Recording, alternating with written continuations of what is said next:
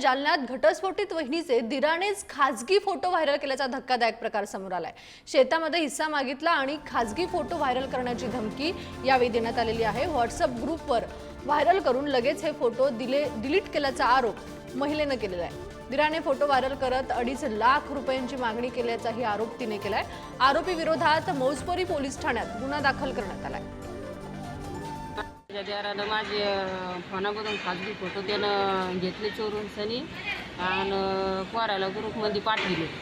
आता जाधवनं मला फोटो पाठवला की बोलला की ताई तुमच्या देरानं फोटो पाठवला मला, तुम्हाला पाठवला म्हणे। मी लगेच पहा म्हणे। मी पाहिला तर त्यानं लगेच डिलीट करून टाकला, मला पाऊस तरच लगेच। आणि बोलला की तुमचा देर बोलला की तिनं जर 2.5 लाख जर दिले तर तिचे फोटो व्हायरस करायचे नाही, आणि जर दिले तर मग नाही करायचे।